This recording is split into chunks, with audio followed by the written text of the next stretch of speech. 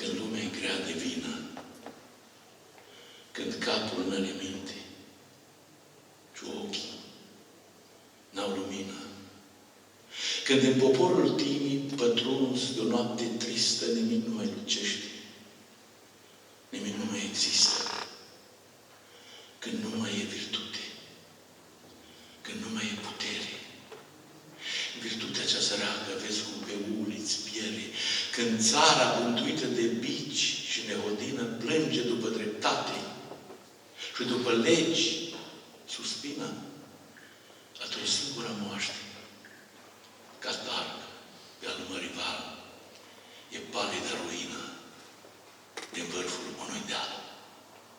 Cu noaptea și cu somnul și visul zboară, trece și nu rămâne în suflet nici amintirea rece. Pe când ruina pală e un vis încremenit, e un pas întăiat în piatră, e un veac înmărmurit ce secole mai durează și ce ne aduce aminte de oameni mai puternici, de vremi mai mari, mai sfinte. Și în bătrân și în tânăr, ruina înfierbântă un dor fără de seamă sau o durere sfântă. E dragoste de țară. Moldova veche. Iubirea pentru tine azi un eres, bătrâne, azi dragostea de țară nu ne mai șade bine. N-ați înțeles. Mai bine. Boierilor, poate că nu veți înțelege, dar voi vorbi de un vodă care a murit de mult. Acel voivod mare, încins de biruințe, din vorba cărui lumii au rămas doar sentințe, din viața cărui lumii au rămas numai fapte, a cărui sânge falnic l-a subt col mamei lapte, ceea ce pentru voi e doar un basm crud. Pe acel om eu însumi, cu ochii l-am văzut. Eu nu-s din timpul vostru. Eu nu-s din veacul vostru. Voi ardeți, eu mă potol. Voi sunteți, eu am fost. Viața voi o lungă cu flori, vie, iar bătrâneța pală e o palidă pustie. Dar, cu evlavia aceea cu care un om în lume citește o carte vie, fără an, fără nume, scrise pe ei margini, de-a pusnicului mână, o sovă înțeleaptă cu o vorbă mai bătrână. Cu evlavia aceea voi trebuie negreșit să mă ascultați îndemnul. De ani îmi limpezit și eu sunt o carte veche, ce Dumnezeu a scris de Ștefan titluită cum el m-a înțeles, când ca un soare mândru cu inima de jar, ce soarbe nor de aur din marea de amar, el m-a înălțat pe mine din mare, din popor, la rangurile măririi, la tronul lucidor. Mi-aduc aminte acum de un ospăț mare pe care l-a dat Ștefan înaintea morții sale. Îmbătrânit ca raza și slab ca vechiul leu, stătea Ștefan cel Mare pe valnic tronul său.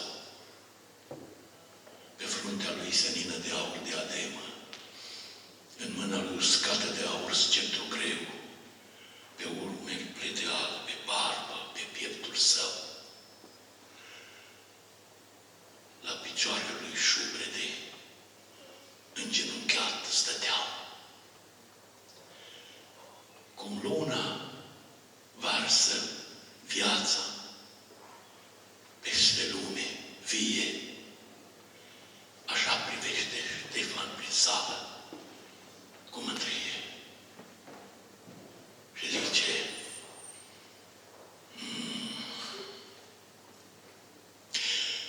cum spada înfige în taură, e gheară de aramă, așa și moartea tristă a pus mâna pe un nume din defăimata-i lista. Și acel nume, ce a avut un nume, e numele meu.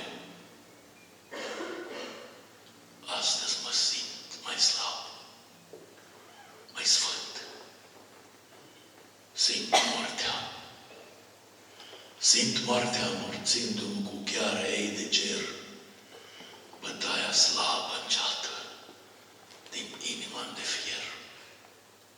Destul inimă aspră, destul ai dus în lume, destul te ameți glorii și te-a umflat renume, astearpă ca pustia ta ce mormântul-ți taci,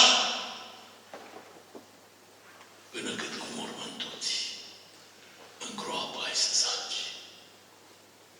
Sudoarea morții, sudoarea morții, acea iasmă sfântă, ce miluiește fruntea când sufletul se avântă spre nu se mai întoarce. Azi mirul ei încet să strecură pe fruntea și-n cuget de poet răsare un luceafăr de soare și lumină în sufletul ca noaptea, în inima îmbătrână. Venit am eu pe lume când nori grei și ceață îngrăuiau văzduhul cu neagra lor viață, dar am trecut prin lume un fulger, falnic sfânt, și-am curățat odată și cerul și pământ. Dar azi, în umbră morții din viața mea apusă, apare un luceafăr, apare o stea dusă. E geniul Moldovei, acel cernit de dor. E steaua ce lucește pe țară și popor, prin nouri sparți, prin umbră oamenilor care frământă lumea întreagă în visele lor mari. Eu văd o stâncă albă, o stâncă de argint, plutind prin secoli negri, pe moarte mări plutind, și simt că în asta lume fui umbrei de lumină. Și acea stâncă albă, ce stă cu capul în cer, e unirea României. E visul meu de fier, ce l-am visat o viață fără să-l pot ridica. Azi sufletul mi-nceată, se stinge viața mea. Azi sufletul mi-nceată și ochiul meu se stânge. Dar lasă moștenire ce-am scris-o cu al meu sânge. Las României toată înalt mărețul vis, pe fruntea ei senină, în veci să stă nescris.